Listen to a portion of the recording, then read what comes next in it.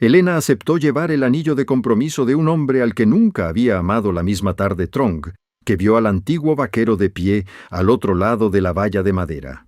Y lo que más la asustaba no era ese compromiso, sino el hecho de que la mirada de él, al rozarla, todavía hacía que su corazón recordara un dolor que había estado enterrado durante 12 años.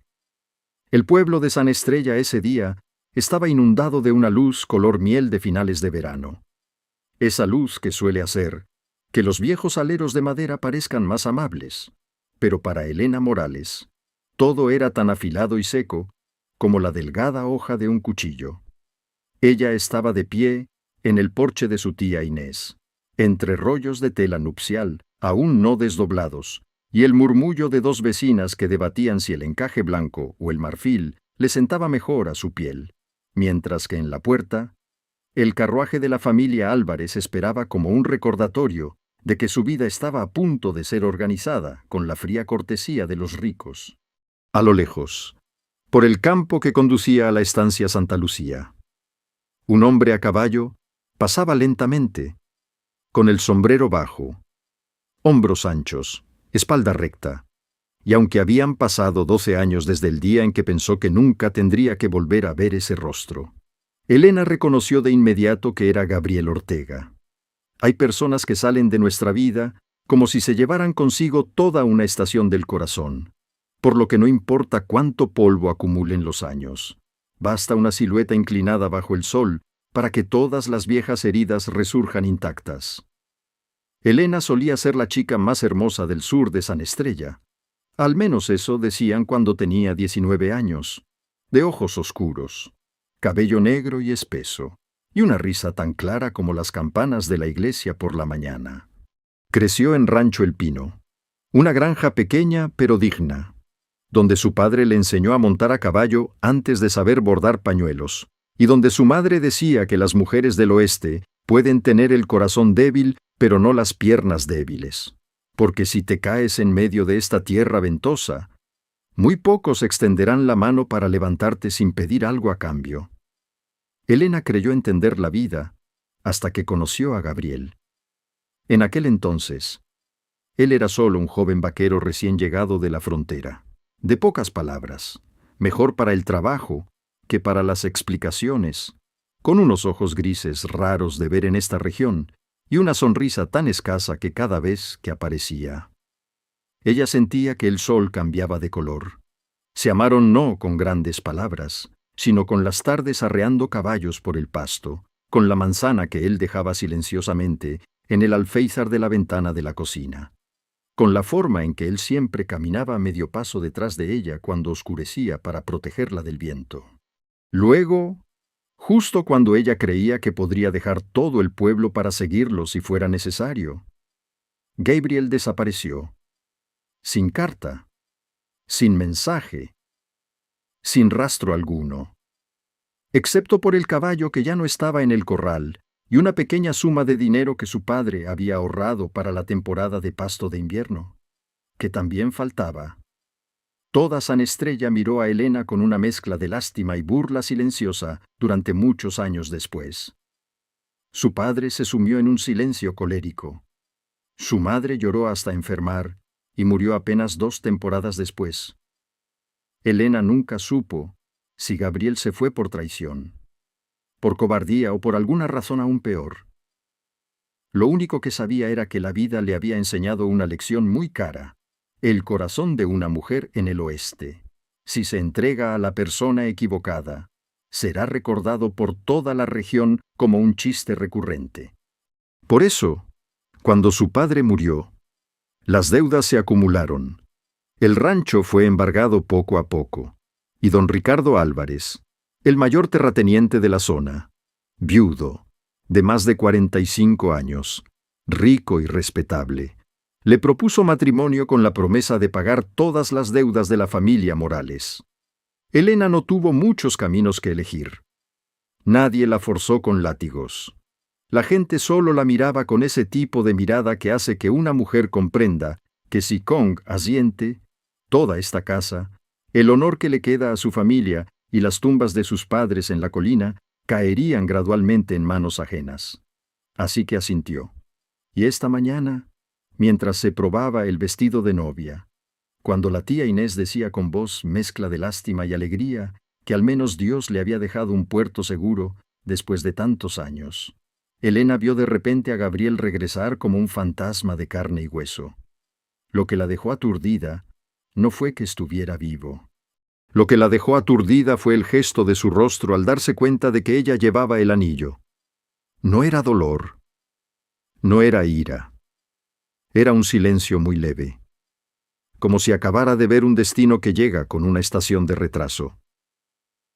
Esa tarde, Ricardo llegó para discutir los detalles de la boda con el párroco. Elena escuchaba como si otra persona estuviera viviendo por ella. El pueblo seguía ruidoso.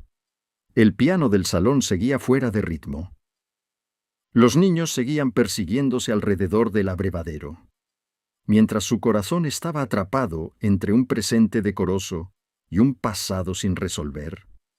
Cerca del anochecer, la tía Inés le pidió que llevara el rollo de encaje blanco al almacén trasero para que no se empolvara. Elena caminó sola por el pequeño sendero del patio cubierto por la sombra del viejo olmo, y justo cuando puso la mano en el cerrojo de la puerta, oyó unos pasos detenerse detrás de ella. Sin necesidad de girar, supo quién era. El viento soplaba entre la valla, haciendo que el olor a heno seco y sudor de caballo rozara su memoria como un viejo tajo. ¿Te vas a casar?, preguntó Gabriel, con la voz más baja de lo que recordaba, más ronca, como si los últimos 12 años hubieran consumido su juventud. Elena se dio la vuelta muy despacio, de cerca. Vio que en su mandíbula había una vieja cicatriz y en la mano que sostenía el ala del sombrero. Las venas marcadas de alguien que ha vivido del esfuerzo y el silencio demasiado tiempo. No tienes derecho a preguntar, respondió ella, odiando que su voz no fuera tan fría como deseaba. Gabriel asintió, como si lo hubiera previsto. Luego dijo una frase que hizo que todo el mundo a su alrededor se tambaleara.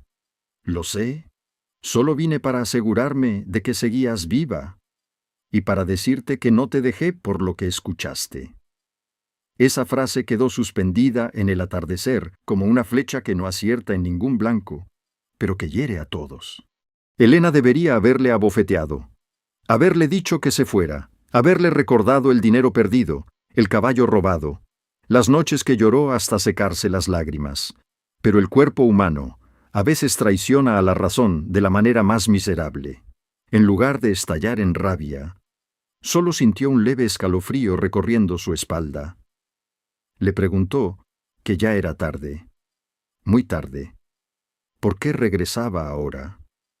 Gabriel la miró durante mucho tiempo, tanto que la luz del sol detrás de él casi se apagó por completo. «Porque hay alguien que está a punto de matarte con una boda elegante», dijo él. Y fue en ese momento cuando Elena comprendió que su vida, que creía ya enmarcada, acababa de agrietarse una vez más. La noche después del encuentro en el almacén, Elena no pudo dormir. La habitación en el ático de la tía Inés, que le resultaba familiar desde niña, de repente se volvió extrañamente claustrofóbica, como si las viejas paredes de madera y el techo bajo estuvieran escuchando los latidos de su corazón, demasiado rápidos cada vez que recordaba la última frase de Gabriel. ¿De qué manera puede una boda elegante matar a alguien?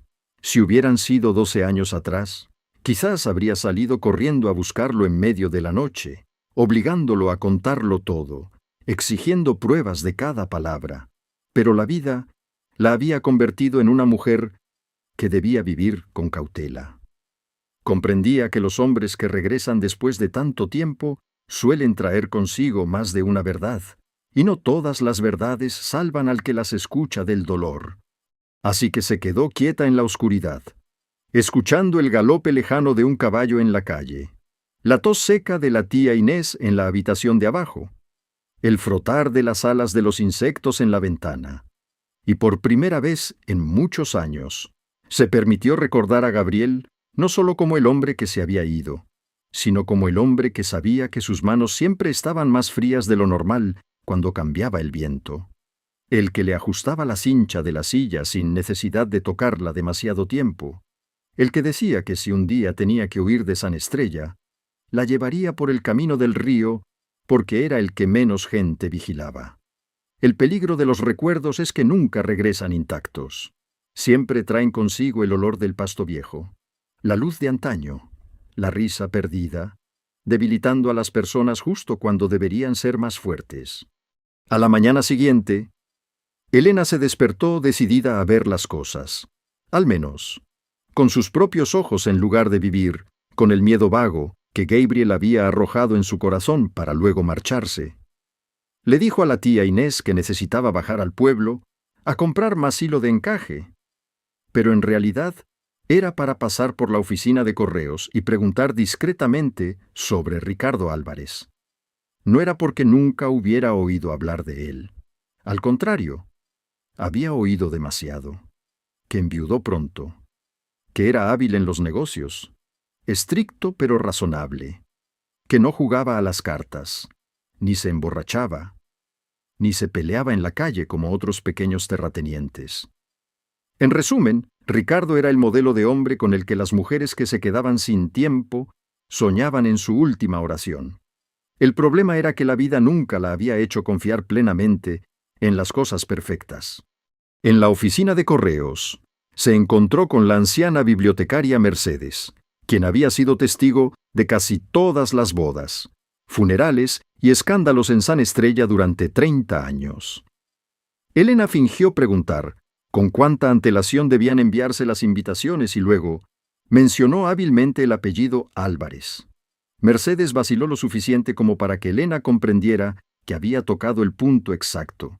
Dijo que, si se juzgaba solo por las apariencias, Ricardo era ciertamente un refugio seguro. Pero que hay hombres que no necesitan estar borrachos ni levantar la mano para hacer que una mujer muera lentamente. Solo necesitan ser demasiado buenos manteniendo todo en un orden excesivo. Esa frase hizo que a Elena se le helara la espalda. La anciana no dijo más. Solo le entregó una carta que había llegado esa misma mañana por error de dirección, diciendo que casualmente llevaba su nombre aunque no tenía sello de remitente. Dentro había solo un pequeño trozo de papel, con una caligrafía torcida como si hubiera sido escrita a toda prisa. Si quieres saber cómo murió la primera esposa de Ricardo, no preguntes en la iglesia. Sin firma, sin explicación, solo una frase corta pero suficiente para convertir todos los buenos rumores sobre su prometido en algo demasiado pulido para ser creíble. Elena salió de la oficina de correos con la sensación de que todo el pueblo había cambiado de color. Los aleros de madera seguían igual, el camino polvoriento seguía igual. La música desafinada del salón seguía igual, pero cada rostro con el que se cruzaba parecía esconder una historia distinta detrás de los ojos. En ese momento, desde la tienda de forraje, salió Gabriel, como si hubiera adivinado que ella no podría quedarse quieta. No se acercó de inmediato. Se quedó a unos pasos de ella bajo el sol abrasador, dejando que la decisión de iniciar o no la conversación recayera en ella. Ese autocontrol irritó a Elena de una manera molesta, porque le recordaba que el hombre frente a ella ya no era el muchacho que huyó años atrás. Sabía esperar, sabía retroceder, sabía no pisar directamente su ira. «¿Quién te dio ese papel?», preguntó él, con la mirada recorriendo el trozo de carta en la mano de ella como si ya hubiera reconocido algo. Elena no respondió de inmediato. Solo le devolvió la pregunta sobre qué sabía él de la muerte de la primera esposa de Ricardo. Gabriel guardó silencio un momento, y luego dijo que ese asunto no figuraba en los registros de la iglesia porque los Álvarez habían cambiado el lugar de la sepultura y también al narrador de la historia. La primera esposa de Ricardo, doña Camila, no murió de un resfriado como todo el mundo escuchó.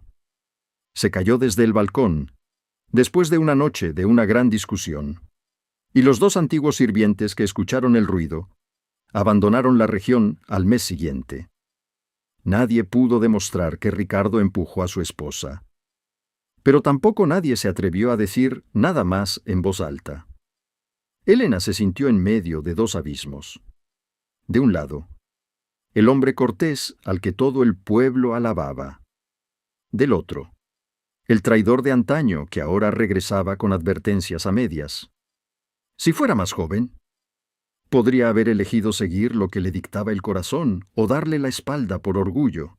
Ahora comprendía que ambas opciones eran demasiado peligrosas para ser elegidas por emoción. Le preguntó a Gabriel por qué desapareció. Esta vez él no esquivó la pregunta. Contó que esa noche, al ser interceptado fuera del establo por Belisario Álvarez, el hermano de Ricardo, y ser golpeado hasta que le rompieron una costilla, se le dieron solo dos opciones: desaparecer de San Estrella antes del amanecer, con una suma de dinero metida en el bolsillo, para que todos creyeran que había huido, o quedarse a ver cómo su padre, que le debía a los Álvarez, perdía la última parcela de tierra alquilada. Gabriel tenía entonces 25 años. Era pobre. Audaz, pero no lo suficientemente poderoso para oponerse a una familia que echaba raíces en cada rincón del pueblo. Pensó en irse y volver algún día por Elena cuando fuera lo bastante fuerte. Pero la vida no es una novela lo suficientemente amable como para dar segundas oportunidades en el momento justo. Su padre murió el invierno siguiente. Él vagó por el sur, trabajando como vaquero, escoltando manadas de caballos, herido, engañado, y cuando reunió lo que creía que era fuerza para volver, se enteró de que Elena estaba a punto de convertirse en la esposa de los Álvarez. Elena lo escuchó y sintió que todo en su interior quería perdonarlo y, al mismo tiempo, golpearlo una vez más, porque ese relato explicaba la desaparición. Pero no borraba los 12 años que vivió bajo la humillación y una espera que fue asfixiada prematuramente. Le dijo que, aunque lo hubieran presionado, él la dejó sola cargando con el resto. Gabriel bajó la cabeza levemente. «Lo sé», dijo, «y ya no espero que olvides eso. Solo que no puedo callar más cuando estás a punto de entrar en algo peor». Justo ahí. El primer brote de emoción que regresó no fue amor, sino un vínculo incómodo entre dos personas que habían sido manipuladas de diferentes maneras por la misma familia poderosa. Pero antes de que pudieran ir más allá, desde el principio de la calle, resonó el galope del carruaje de los Álvarez. Ricardo apareció impecable como siempre, sonriendo con propiedad. Bajando del carruaje con su chaqueta de terciopelo oscuro y acercándose con la calma de quien está acostumbrado a controlar el aire a su alrededor. Al ver a Gabriel allí, sus ojos solo se oscurecieron ligeramente en un parpadeo, tan rápido que una persona común podría haberlo pasado por alto. Pero Elena no, y a partir de ese parpadeo, comprendió que acababa de tocar algo mucho más peligroso que un matrimonio sin amor. Había tocado el miedo real de los Álvarez. Ricardo Álvarez saludó a Gabriel con una inclinación de cabeza demasiado cortés. El tipo de cortesía de los hombres acostumbrados a enterrar cuchillos en guantes de terciopelo. Le preguntó a Elena si había comprado suficientes artículos para la boda y luego se dirigió a Gabriel, como si hablara con un antiguo sirviente inofensivo, comentando que San Estrella no carecía de trabajo en ese momento y que esperaba que su presencia allí fuera por asuntos decorosos y no por recuerdos que ya no tenían valor. Solo esa frase bastó para que Elena viera claramente toda una capa de poder que, en el pasado, era demasiado joven para percibir. Ricardo no necesitaba mencionar directamente el pasado. Solo hacía entender a los demás quién tenía el derecho de calificar algo como sin valor. Gabriel no reaccionó como un hombre impulsivo provocado. Solo dijo que había venido a cobrar un jornal pendiente en el antiguo rancho de los Morales y a saludar a conocidos. Esa serenidad impidió que Ricardo hiciera algo a plena luz del día en la calle. Pero Elena sintió con mucha claridad la tensión eléctrica entre los dos hombres. No era como los celos juveniles. Era como una deuda antigua que nadie olvidaba. pero que ambos sabían que aún no era el momento de saldar. En el camino de regreso a casa de la tía Inés con su prometido, Elena apenas escuchaba lo que Ricardo decía sobre la ceremonia, la bendición y los invitados que vendrían de Santa Rosa. Solo recordaba la sensación de su mano al estar en el brazo de él, tan fría como si estuviera tocando una puerta cerrada desde fuera. Esa noche, cuando la tía Inés se durmió temprano, Elena buscó silenciosamente en el viejo baúl de su madre trozos de cartas, cuadernos y algunas fotos amarillentas. Durante mucho tiempo creyó que su madre vivió y murió solo dentro de los límites de la pequeña granja y las preocupaciones triviales. Pero cuanto más pensaba en las palabras de Gabriel, en el anónimo y en el parpadeo de Ricardo al verlo, más sentía que la historia entre los Álvarez y su familia debía haber estado entrelazada mucho antes de lo que ella sabía. Efectivamente, en el fondo del baúl, encontró una carta que su madre le envió una vez a la tía Inés, pero que nunca llegó a despachar. En la carta, su madre escribía muy brevemente que no se debía confiar plenamente en el viejo don Álvarez, que las deudas de esta tierra no eran solo dinero, y que si algo le pasaba a Elena en el futuro, sería mejor llevársela lejos de Valverde antes de que aprendiera a amar a la persona equivocada aquí. El mensaje no era solo sobre Gabriel. Parecía que su madre había visto muy pronto el remolino que acechaba. Eso impidió que Elena durmiera una noche más. A la mañana siguiente, decidió hacer lo que una señorita obediente a punto de casarse no debería hacer: ir directamente al viejo cementerio en la colina, donde supuestamente debía estar la tumba de Camila Álvarez, si la primera esposa de Ricardo realmente había sido trasladada como dijo Gabriel. Seguramente alguien en el cementerio lo recordaría. En un pueblo pequeño, la tierra tiene mejor memoria que las personas. El sepulturero era el viejo Jacinto, tan anciano que casi deliraba, pero sus manos seguían firmes al segar la hierba alrededor de las lápidas. Al principio no quiso hablar. Solo cuando Elena mencionó el nombre de su madre y también el de Camila. La miró con una mirada mezcla de lástima e inquietud. Dijo que hay cadáveres que se entierran 2 veces, una en la tierra y otra en los rumores. Camila fue colocada inicialmente en la sección familiar al este, pero menos de 2 semanas después. La familia trajo un carro para exhumarla antes de la medianoche. Dijeron que era porque sus padres querían llevarse a su hija de vuelta a Santa Rosa. Pero Jacinto recordaba algo extraño. Al abrir el ataúd para el traslado, el chal blanco alrededor del cuello de Camila no estaba intacto. Estaba envuelto de forma más gruesa, como para ocultar algo que los de afuera no debían ver. Elena salió del cementerio con la cabeza zumbando. Si Camila murió por accidente, por una caída o enfermedad, no había necesidad de cubrirle el cuello. El rumor sobre la muerte de la primera esposa ya no era un murmullo. Tenía el olor real de la tierra removida. Y en ese preciso instante, Elena comprendió que ya no tenía el valor de entrar en esa boda solo por deudas y gratitud. Pero comprenderlo era una cosa, escapar era otra muy distinta. Esa misma tarde, Ricardo envió una caja de terciopelo azul con un par de pendientes de perlas y una nota diciendo que esperaba que los usara en la boda, para que supiera que era digna de todas las cosas buenas. Sonaba tierno, pero a Elena solo le dio escalofríos. Los hombres verdaderamente amables no siempre hablan con el lenguaje de los regalos. En cambio, aquellos acostumbrados a usar lo material para cubrir el sentimiento de deuda de las mujeres suelen gustar de mencionar la palabra digna, como si ellos fueran quienes la otorgaran. Antes de que pudiera decidir qué hacer, la tía Inés trajo noticias. Belisario Álvarez, el hermano de Ricardo, se había emborrachado en el salón la noche anterior y se le había escapado mencionar al vaquero que cree que aún tiene una oportunidad. Eso significaba que los Álvarez no solo sabían que Gabriel había regresado, vigilaban cada paso que daba y lo consideraban una amenaza real. Esa verdad hizo que todo fuera más urgente. Elena citó a Gabriel en el pozo seco detrás de la iglesia al anochecer. donde antiguamente solían esconder algunos trozos de cartas rápidas entre las piedras.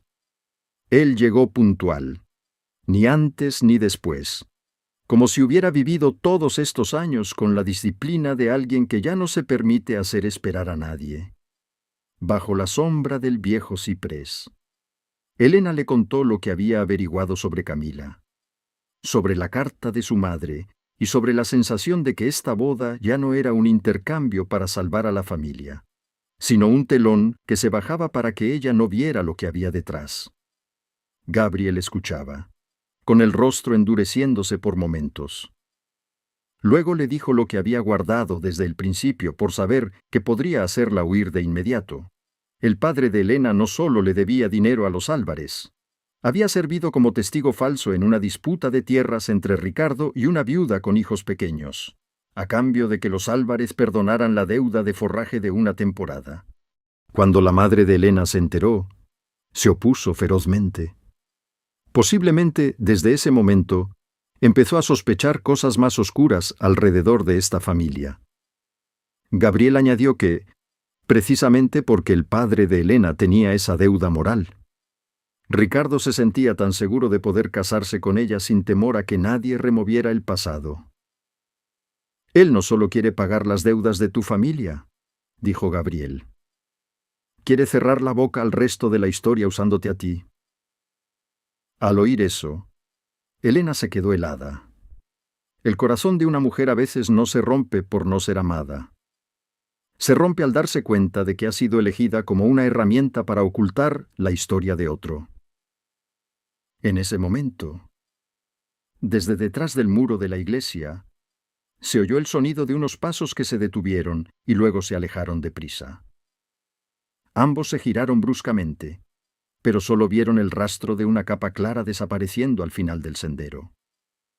No sabían quién era, pero solo el hecho de que alguien hubiera escuchado la conversación bastó para que el ambiente alrededor de ellos cambiara por completo. A partir de aquí, el tiempo ya no estaba del lado de Elena. El secreto había empezado a emerger, y en este pueblo, cuando un secreto toca el honor de los hombres poderosos, las mujeres siempre son las primeras obligadas a pagar el precio. Al día siguiente, Ricardo llegó a casa de la tía Inés antes de lo habitual, sin flores ni halagos suaves, sino con una calma que hizo que Elena comprendiera de inmediato que algo se había filtrado. Se sentó en la sala, entre los rollos de tela nupcial, mientras la luz de la mañana cubría la mesa de madera oscura como una fina capa de polvo dorado, y le preguntó a Elena a dónde había ido anoche después de las vísperas. La pregunta era sencilla, pero formulada con el aire de un hombre que ya conoce parte de la respuesta y quiere ver si la persona de enfrente elige la mentira o la verdad. Elena lo miró, y por primera vez no vio en Ricardo la imagen del puerto seguro que todo el pueblo alababa, sino una puerta cerrada desde fuera. Dijo que había ido al cementerio a visitar a su madre.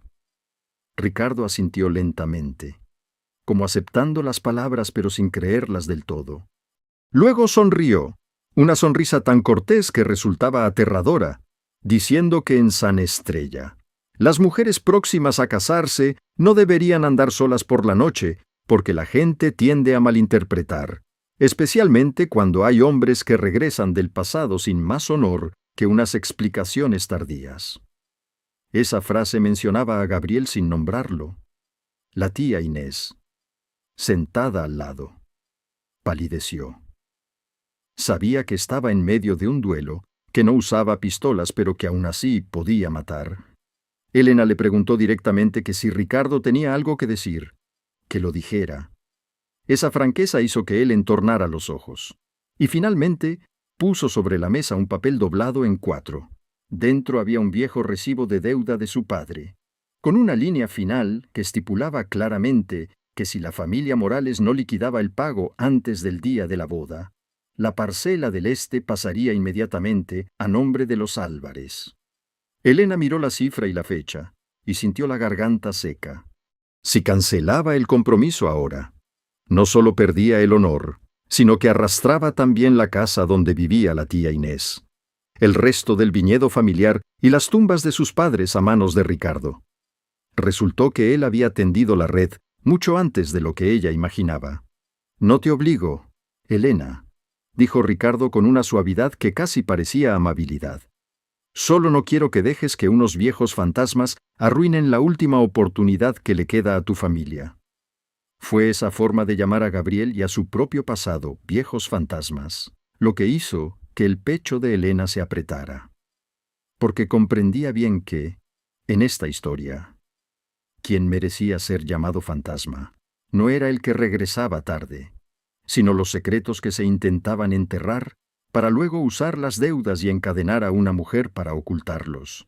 Cuando Ricardo se fue, la tía Inés rompió a llorar, confesando que conocía esa deuda, pero que no esperaba que Ricardo la guardara hasta este momento para sacarla. Dijo que solo quería que Elena tuviera un hogar estable, un marido rico, una vida donde nadie volviera a recordarle la huida de Gabriel. Al oír eso, Elena comprendió de repente algo más triste que todo lo demás. No todas las mujeres mayores se traicionan entre sí por malicia. Muchas simplemente han sido tan desgastadas por la vida que creen que la seguridad es más importante que la verdad. Pero era precisamente esa creencia la que había empujado a tantas otras mujeres a jaulas de oro. Desde ese instante, Elena supo que si quería escapar, no podía confiar solo en su viejo afecto por Gabriel o en unos rumores sobre la muerte de Camila. Necesitaba pruebas reales, algo lo suficientemente fuerte como para revertir la jugada de los Álvarez antes del día de la boda. Por la tarde, Elena se escabulló para encontrarse con Gabriel en el pastizal bajo detrás de la estación de carruajes. El viento de la estación seca soplaba arena que crujía bajo sus botas. Le mostró el recibo de la deuda. Gabriel terminó de leerlo y su rostro se ensombreció totalmente. Dijo que sospechaba que Ricardo no se casaba simplemente por salvar a su familia. Pero no pensó que se atrevería a usar la boda misma como plazo para el embargo. Eso ya no era un matrimonio elegante. Era una apropiación espolvoreada con encaje blanco. Gabriel dijo que aún quedaba una salida. La primera esposa, Camila, tuvo una sirvienta muy cercana llamada Josefina, que desapareció de San Estrella justo después del funeral. Si lograban encontrarla o hallar una prueba lo bastante sólida de que la muerte de Camila fue sospechosa, Ricardo tendría que retroceder. Elena preguntó dónde buscar. Gabriel dudó, y luego dijo que quizás tendrían que bajar a Santa Rosa, donde vivía la familia de Camila. Pero bajar allí significaba que debían irse de inmediato, en secreto, y pasar la noche fuera del pueblo antes de poder regresar. Solo pensar en irse con él de esa manera hizo que Elena sintiera miedo y dolor a la vez, de una forma muy antigua. No era miedo al qué dirán. Ya había pasado la edad en que el juicio de los demás decidía su vida.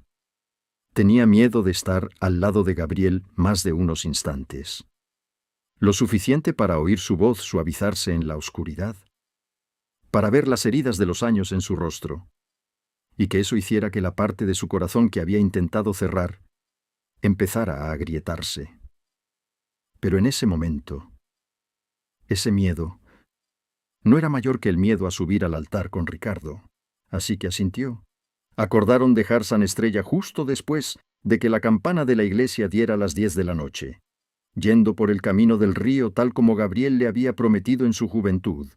Hay promesas que parecen muertas y que, en realidad, solo duermen profundamente para despertar justo cuando el destino desgarra todos los demás caminos. Al caer la noche, Elena metió en un pequeño bolso algo de ropa, el poco dinero que le quedaba y las fotos de sus padres. La tía Inés la descubrió y le suplicó llorando que se quedara, diciendo que por muy temible que fuera Ricardo, huir justo antes de la boda lo arruinaría todo. Elena abrazó a su tía, sintiendo por primera vez lástima por esa mujer que había envejecido en un miedo constante hasta confundirlo con sabiduría. Le dijo que esta vez, si se quedaba, lo que perdería no sería solo el honor, sino a sí misma y se marchó. El camino hacia el río estaba borroso bajo una luna delgada. El pasto bajo crujía bajo sus pies. Y al final de la senda, Gabriel esperaba con 2 caballos ya listos. Al verla, no dijo ninguna palabra de más. Solo se acercó para tomar el bolso de su mano, rozando levemente el dorso de su mano por un breve instante. Solo eso bastó para que Helena sintiera un nudo en la garganta por una familiaridad que hacía demasiado tiempo no tenía permiso de existir. Cabalgaron por el río seco, a través de los cañaverales, dejando atrás las luces del pueblo que se alejaban como pequeños puntos de memoria.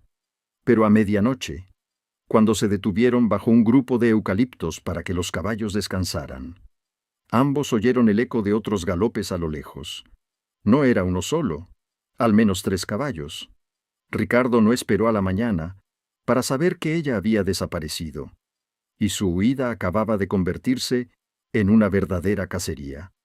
Nadie necesitaba decir nada en voz alta para comprender que esos galopes que resonaban en la noche no eran de simples viajeros. Gabriel bajó a Helena de la silla.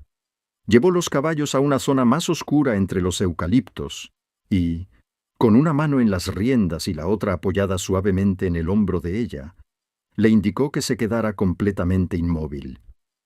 El viento pasaba por el lecho seco del río trayendo un frío ligero, haciendo que el olor a lodo seco y hojas muertas fuera más intenso. Helena escuchaba los caballos extraños cada vez más cerca, con el corazón golpeando su pecho tan fuerte que creía que cualquiera podría oírlo desde lejos. Había temido muchas cosas en su vida: a ser abandonada, a ser el hazmerreír, a la miseria de una mujer sin marido ni padre, a entrar en un matrimonio frío. Pero el miedo a ser casada en medio de la noche por atreverse a abandonar la boda de un hombre poderoso era algo nuevo, afilado y más cruel que todo lo anterior. Gabriel se acercó a su oído y le dijo que si seguían ahora mismo, dejarían huellas claras en la arena húmeda del río, y que era mejor esperar a que el grupo pasara para luego subir por el sendero de rocas al norte.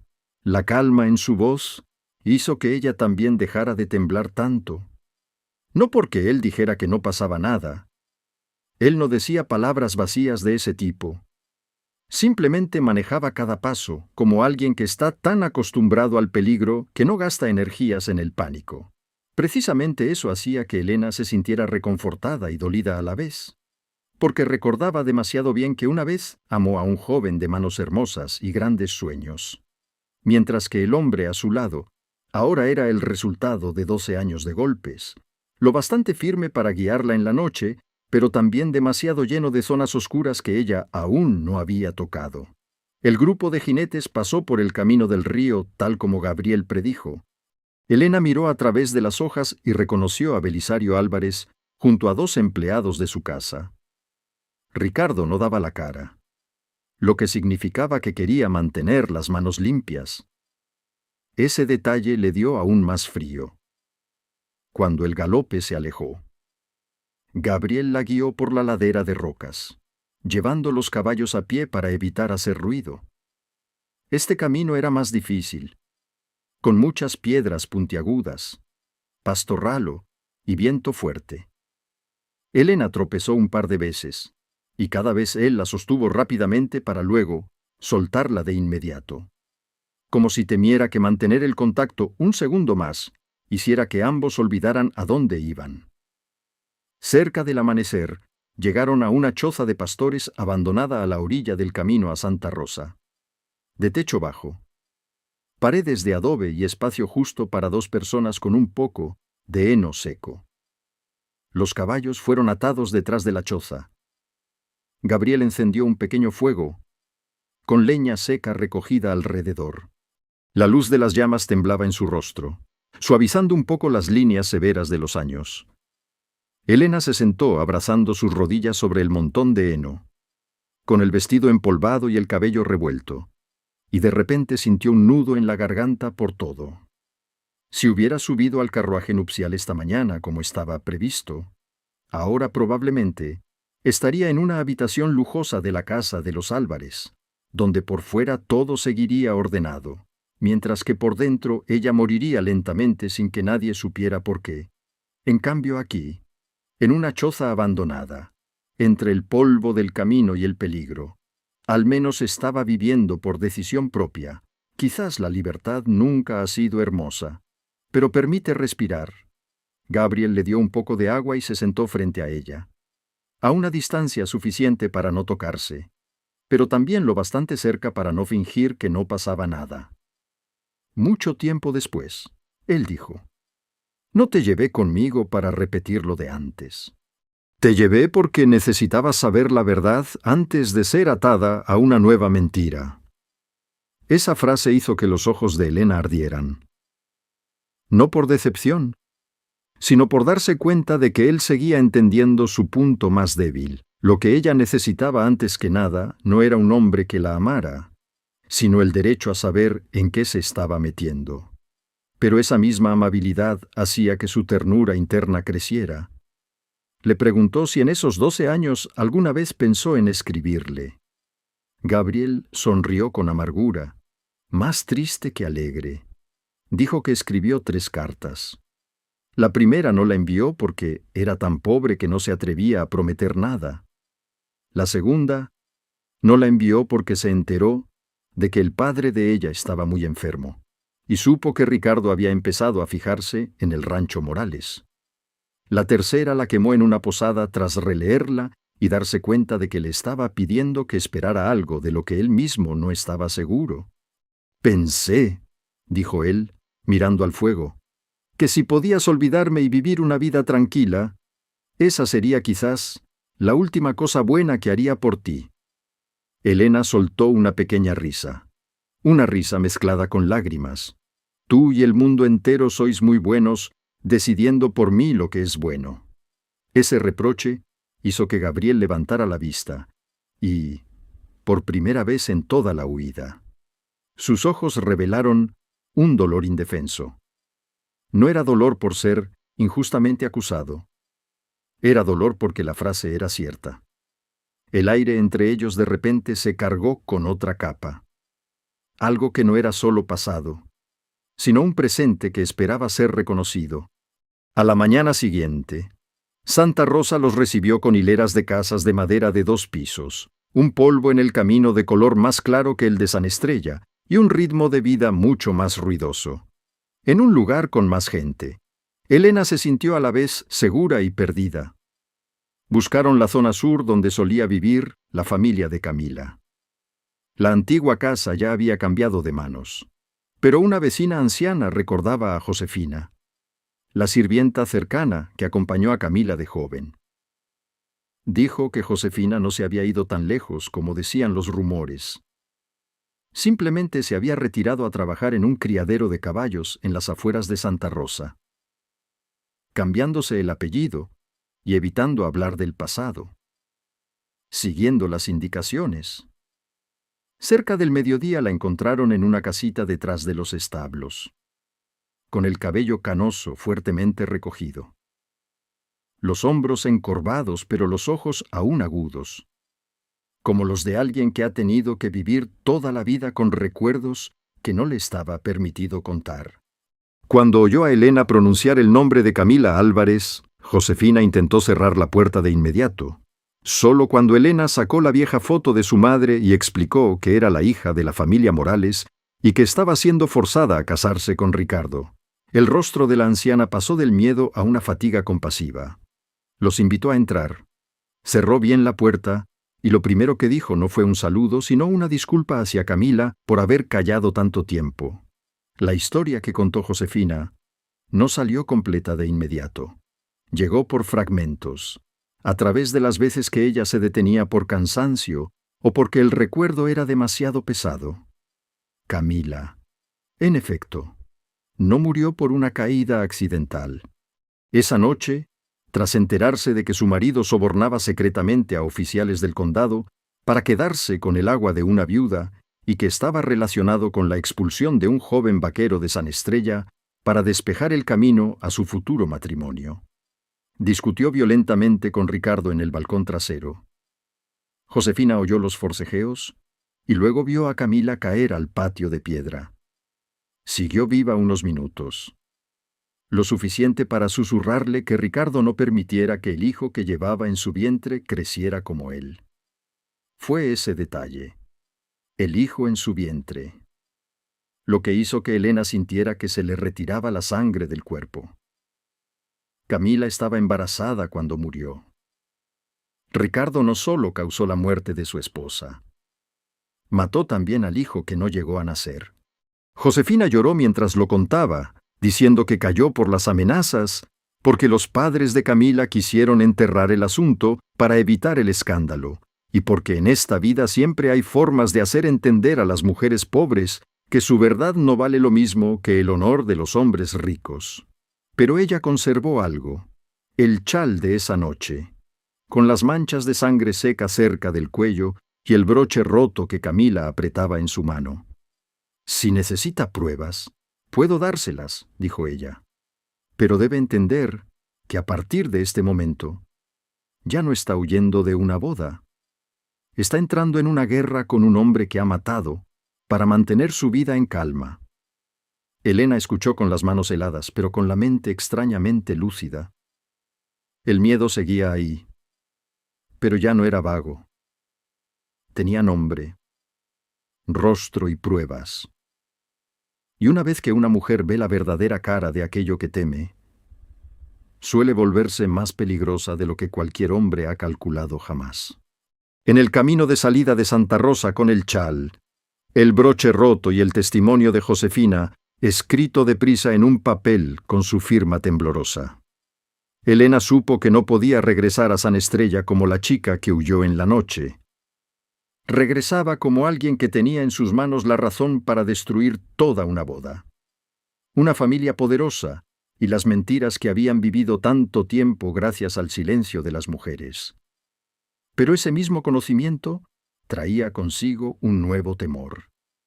Ricardo Álvarez, si realmente había empujado a su esposa embarazada del balcón, no se detendría solo en enviar hombres a buscar a una novia fugitiva. Aplastaría cualquier cosa que pudiera hacer añicos su honor. Gabriel lo comprendió antes que ella. Cuando se detuvieron en una posada al borde del camino, a mediodía de Caballo de Santa Rosa, no permitió que Elena se alejara de su vista demasiado tiempo. E incluso cambió de habitación a una cercana a la escalera para oír cualquier ruido. No era el tipo de control que Ricardo solía ejercer. Era la vigilancia de quien ha vivido muchos años entre deudas sucias y sabe lo frágil que es una prueba frente a la voluntad de los hombres con dinero.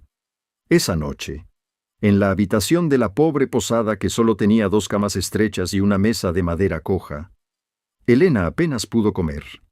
Se sentó junto a la ventana mirando la oscuridad del patio, pensando en Camila, en el hijo que no nació, en su madre, en ella misma, que hace unos días creía que lo peor de la vida era casarse con alguien a quien no amaba. Gabriel estaba sentado a cierta distancia, limpiando el polvo de su vieja pistola. La lámpara de aceite hacía que sus dedos parecieran más largos y delgados, no como las manos del cobarde fugitivo de su recuerdo, sino como las manos de alguien que ha sobrevivido aprendiendo a ser cauteloso con todo lo valioso. Mucho después, Elena le preguntó lo que más le dolía, y no lo que más necesitaba saber. Si en esos 12 años alguna vez había amado a otra persona. Gabriel se detuvo. El ambiente entre ellos se volvió extrañamente denso. No le preguntó por qué quería saberlo. Solo respondió con sencillez que había estado cerca de algunas mujeres, que llegó a pensar en intentar vivir como una persona normal, pero que ninguna vez llegó tan lejos como para poner un anillo o hacer una promesa. «No es por nobleza», dijo él.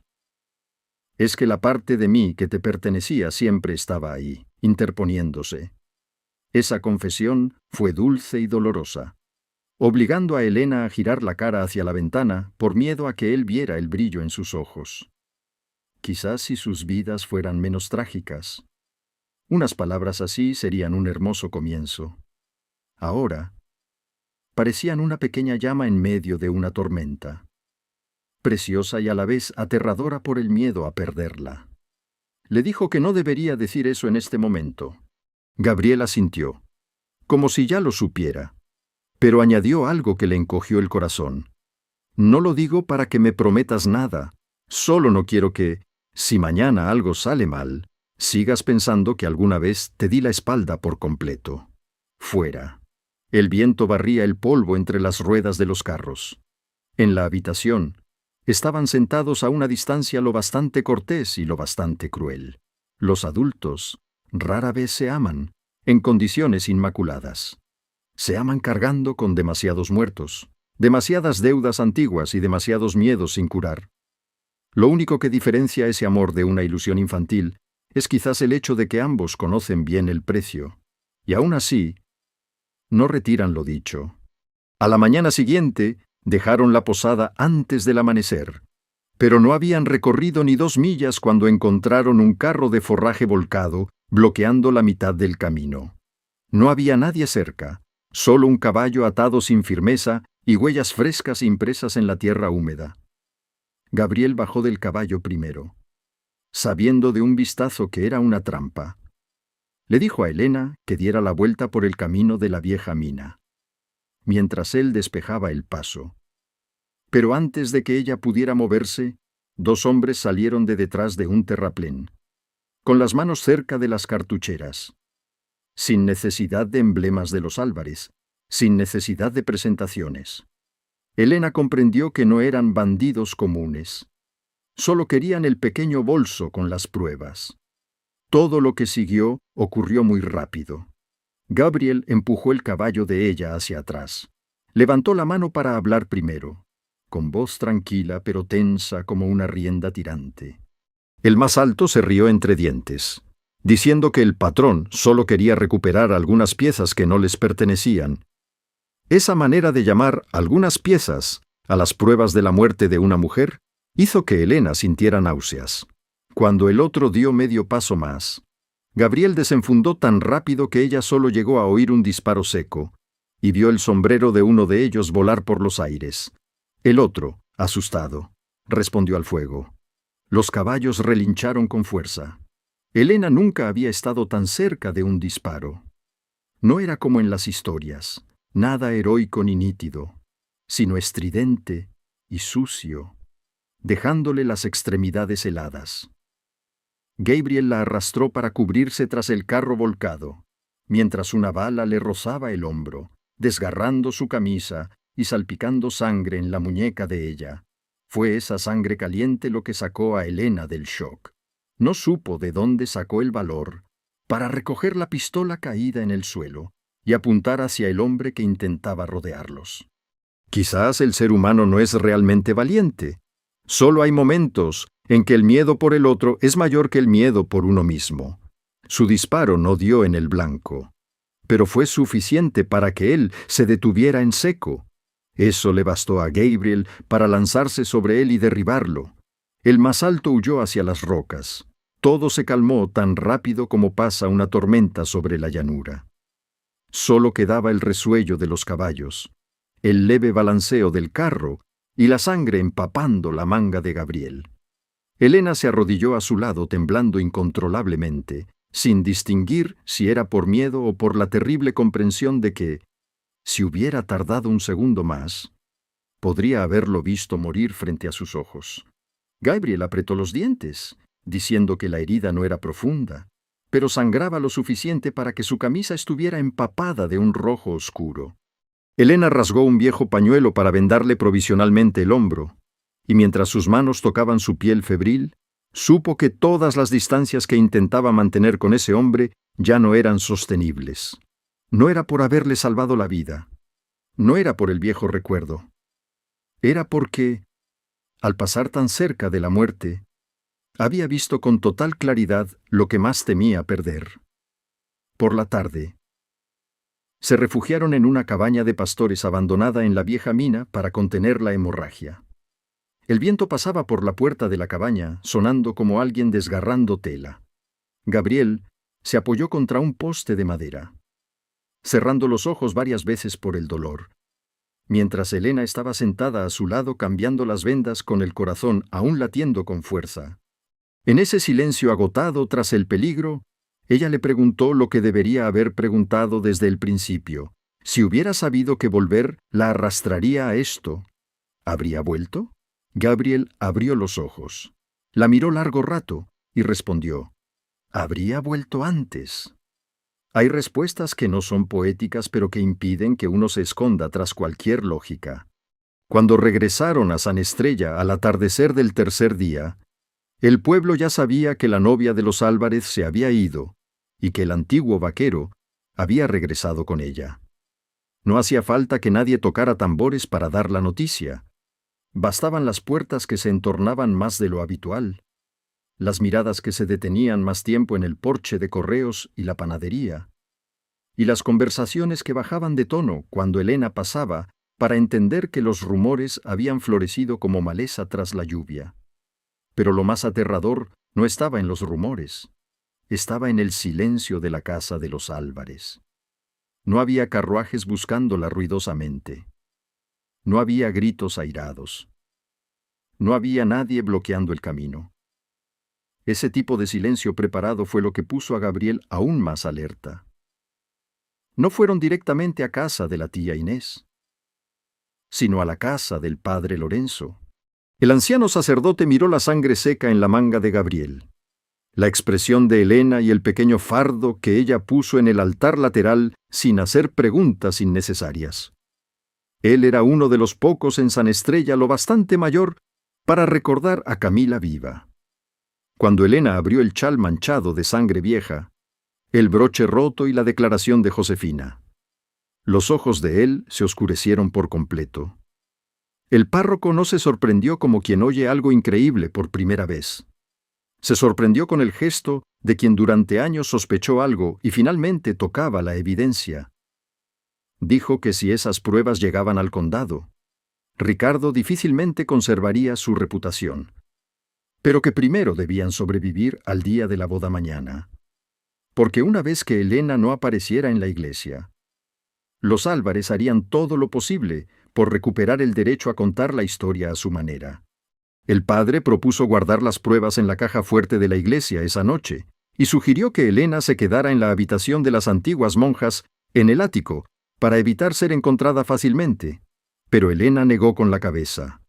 No por imprudencia, sino porque finalmente comprendía que hay historias que no se ganan si las mujeres siguen escondiéndose en habitaciones llamadas seguras. Dijo que mañana por la mañana iría a la iglesia. No para casarse con Ricardo, sino para decir ante todo el pueblo por qué no se casaría.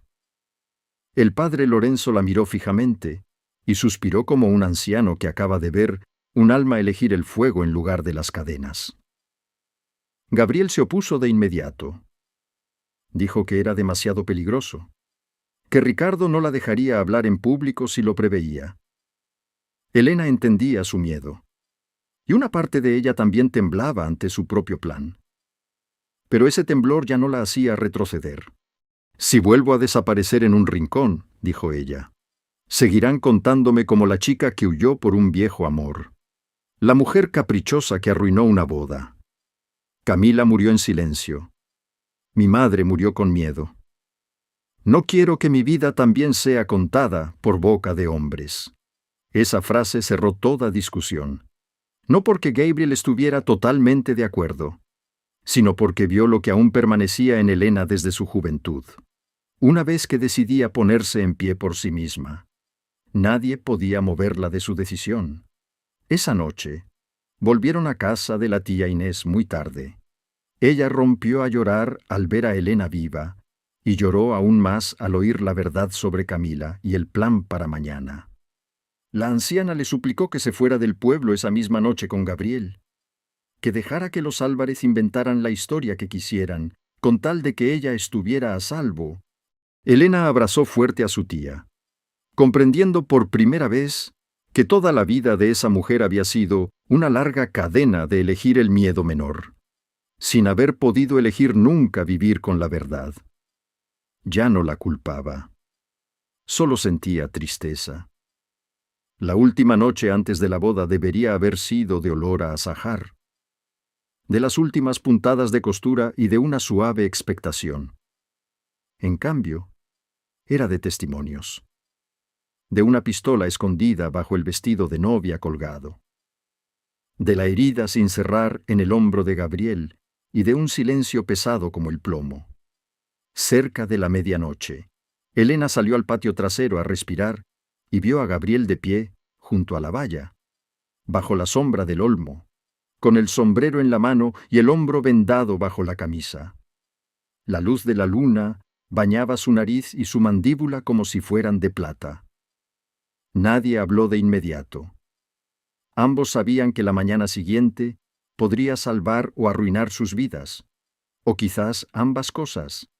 Finalmente, Gabriel habló primero, preguntándole que si mañana todo salía mal, si todo el pueblo le daba la espalda, si perdía la casa y su honor tal como la gente lo entendía, si se arrepentiría de no haberse ido con él esta misma noche. Elena se acercó más, tanto que pudo ver las viejas puntadas en el cuello de su camisa. «Ya me he arrepentido bastante de las veces que no hablé», respondió. «Esta vez quiero que lo oigan de mi boca». El viento pasó por las ramas del olmo, haciendo caer algunas hojas secas entre ellos. Hay noches tan silenciosas que una hoja tocando el suelo suena como un eco. Y en ese eco, Gabriel finalmente confesó lo que había estado entre ellos durante todo el viaje y que nadie se había atrevido a nombrar, que aunque volvió por advertencia o por redención, la verdad más profunda era que nunca había dejado de amarla. No un amor como el del muchacho que prometió huir bajo el sol dorado, sino como el del hombre que sabe que puede perderlo todo al elegir a una persona. Y aún así la elige. Elena sintió que las lágrimas llegaban despacio, calientes en sus mejillas. Quizás este era el momento de decir una frase hermosa a la altura. Pero las mujeres que han vivido mucho tiempo en silencio suelen ser más honestas que poéticas cuando vuelven a amar. Solo puso su mano sobre el pecho de él, donde el corazón latía lento pero fuerte bajo la camisa, y dijo: «No desaparezcas nunca más». Fue a la vez una confesión y un ruego. Gabriel la abrazó, con mucho cuidado como si temiera que el viento pudiera romperla. Su beso esa noche no fue violento, fue doloroso, tardío, lleno de años perdidos y de cosas no dichas lo suficiente. Pero precisamente por eso fue tan real que Elena comprendió que, pasara lo que pasara mañana, su vida ya no pertenecería al frío ordenamiento de los demás. La mañana de la boda. La iglesia de San Estrella estaba más llena que en cualquier misa de domingo del año. Es la naturaleza de los pueblos pequeños. La gente puede saltarse los maitines, pero rara vez se salta una boda con aroma a escándalo. En las primeras filas estaba la familia Álvarez, impecables, de negro y severos. Detrás, los comerciantes, peones, dueñas de tiendas, las jóvenes que querían ver si la novia estaba guapa o fea, y los hombres que solo fingían asistir por protocolo. El padre Lorenzo estaba frente al altar con un semblante más serio de lo habitual. Ricardo Álvarez vestía traje de gala negro, con una flor blanca en la solapa. Su rostro estaba tan calmado que, de no saberse nada, cualquiera diría que era el modelo perfecto de novio respetable y formal. Belisario estaba a su derecha, con los ojos inyectados en sangre por la falta de sueño o el alcohol. Elena entró cuando la campana dejó de sonar, no con el vestido de novia de encaje blanco que le habían hecho, sino con el vestido color marfil sencillo que su madre usó antaño, sin velo, sin flores, sin más joya que unos pendientes viejos y pequeños. Toda la iglesia soltó un murmullo muy leve, un sonido como ondas en un estanque, pero lo que les hizo callar de verdad fue ver que Gabriel también entraba unos pasos detrás de ella, no para ir al altar, sino para quedarse al final del pasillo principal, cerca de la puerta, como un hito que todos entendían, pero nadie se atrevía a mencionar. Ricardo miró a Elena, y por primera vez en su vida, su mirada no pudo mantener del todo su máscara de cortesía impecable. Ella vio claramente cómo la sospecha daba paso a la ira, y cómo la ira era sofocada bajo su vieja capa de control. El párroco inició el rito, pero Elena lo interrumpió antes de que llegara a la declaración. Su voz no era alta, pero fue tan clara que hasta el roce de los vestidos contra los bancos se detuvo. Dijo que no podía celebrar esa ceremonia, no por un cambio repentino del corazón, como muchos pensarían primero, sino porque sabía que el hombre frente al altar con ella había ocultado la verdad sobre la muerte de su primera esposa, sobre el hijo que ella no llegó a tener y sobre las deudas usadas para forzar a su familia a este matrimonio. La iglesia entera se quedó en un silencio tal que parecía no haber aire. Ricardo habló de inmediato, muy calmado, diciendo que ella estaba siendo engañada por el relato de un fracasado que huyó una vez y que la vieja vergüenza la había hecho perder el juicio. Ese era el único golpe que le quedaba. Convertirlo todo en una historia de una mujer débil por un viejo amor. Pero esta vez, Elena ya no era la chica de 19 años a la que la mirada del pueblo dejaba muda. Sacó del bolsillo de su vestido la declaración de Josefina, el broche roto y la carta que su madre dejó. El padre Lorenzo lo recibió con manos levemente temblorosas. Cuando leyó en voz alta los nombres de Camila, Josefina y el detalle del niño en el vientre, la iglesia se fragmentó en susurros de horror. Belisario soltó una maldición y se puso en pie. Ricardo avanzó medio paso como para arrebatar los papeles. Pero Gabriel se movió antes, bloqueando el pasillo, sin desenfundar. No hacía falta. Solo el hecho de estar allí, recto y en silencio. Decía a toda la iglesia que hoy nadie sería silenciado fácilmente. Ricardo finalmente perdió toda su suavidad.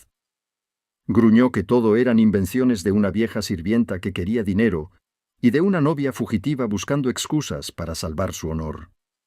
Fue en ese momento, cuando lo que hizo que todo se inclinara definitivamente, no fueron las pruebas, sino una mujer pequeña de la fila del medio que se levantó, la tía Inés, luego Mercedes, la de correos, luego Jacinto, el del cementerio.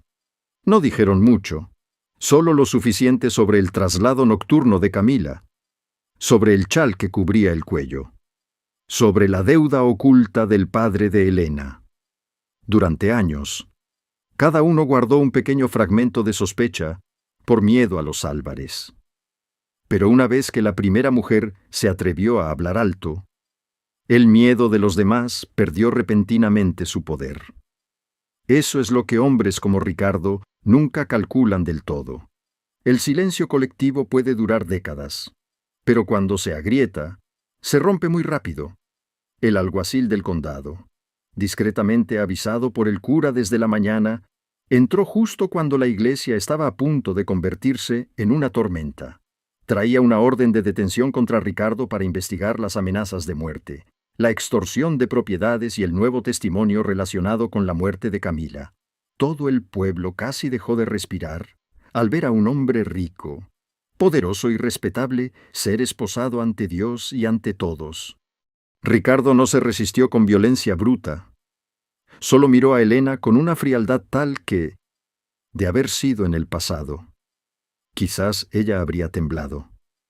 Pero ahora, en medio de la iglesia llena, solo sintió cansancio por todos los años que tantas mujeres habían vivido bajo una mirada así, mientras se lo llevaban. Una parte de la vieja vida de San Estrella parecía caer al suelo de madera junto con esos pasos pesados. Cuando la iglesia quedó casi vacía, Elena se dio cuenta de que sus rodillas aún temblaban. No era por arrepentimiento, era porque finalmente había terminado lo que parecía imposible. El padre Lorenzo cerró la Biblia y la miró con un gesto de mezcla de compasión y orgullo que rara vez se ve en los sacerdotes ancianos. La tía Inés la abrazó, llorando como si 10 años de miedo contenido finalmente se permitieran desbordar. Pero entre todos esos sonidos, Elena solo escuchó con nitidez los pasos de Gabriel acercándose. Se detuvo frente a ella, justo en medio de la iglesia ya medio desierta, donde hacía unas horas ella debería haber dicho sí a otra persona. Su rostro estaba más pálido por la pérdida de sangre y el insomnio. Su hombro aún le dolía, y su camisa bajo la chaqueta oscura aún mostraba el relieve del vendaje. La miró como quien teme que tocar algo hermoso lo haga desvanecerse. Elena comprendió de pronto que si la vida fuera menos cruel, podrían haber tenido una historia sencilla.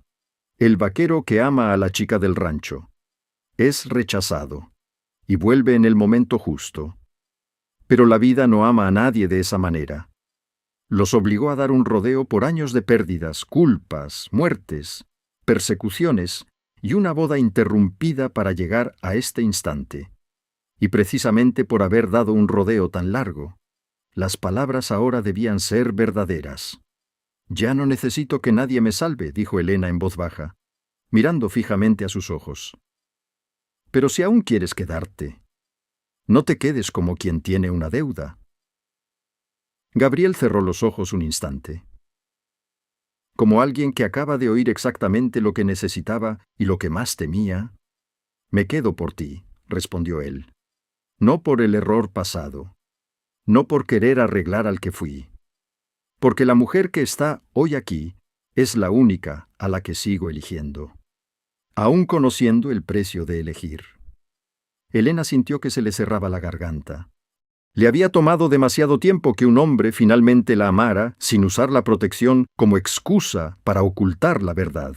Así que allí mismo, en el lugar donde debía haber sido testigo de un matrimonio falso, entre el olor a velas quemadas, madera vieja y el murmullo remanente del pueblo, puso su mano en la de Gabriel. No hubo vestido de novia completo, no hubo música, no hubo palabras preparadas. Solo dos personas que habían pasado por demasiado dolor y que finalmente eran lo bastante honestas como para no preguntar si el amor era perfecto, sino para preguntar si era real.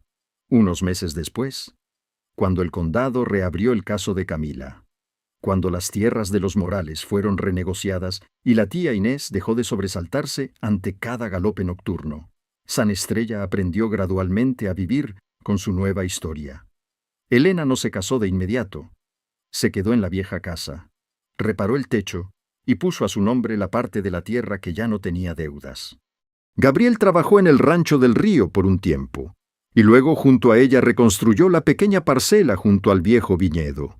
Su amor no comenzó con una hermosa boda.